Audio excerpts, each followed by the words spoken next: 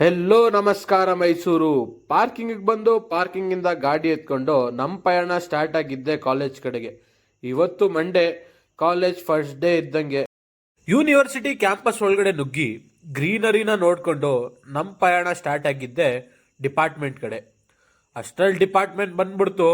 Department ಹತ್ರ ಹೋಗಿ ಗಾಡಿನ ಪಾರ್ಕ್ ಮಾಡಿ ನಾವು ಹೋಗಿದ್ದೆ ಕ್ಲಾಸ್ಗೆ. ಅಲ್ಲಿ ನೋಡಿದ್ರೆ ಜನಸಾಗರ. ಇದ್ದಿದ್ದ ಫ್ರೆಂಡ್ಸ್ ಜೊತೆ ಮಾತಾಡ್ಕೊಂಡು ಕೂತ್ಕೊಂಡು ಕ್ಲಾಸ್ ಇಲ್ಲ ಅಂದಾಗ ಒಂದು ವಾಕಿಂಗ್ ಹೋಗಿ ಬರೋದ ಅಂತ ಹಂಗೆ ಒಂದು ವಾಕ್ ಮಾಡ್ಕೊಂಡು ಬಂದ್ವಿ. ಅಲ್ಲಿಂದ ಬಂದಾದ್ಮೇಲೆ ಎಲ್ಲ ಕ್ಲಾಸ್ ಅಟೆಂಡ್ ಮಾಡಿ ನಾವು ಹೊರಟಿದ್ದೆ ಊಟದ ಕಡೆ. ಊಟ ಮಾಡೋಕ್ಕೆ ನಾವು ಹೋಗಿದ್ದ ಜಾಗನೇ ಫಿರಂಗಿ ಸೂತ್ರ ಕೆಫೆ.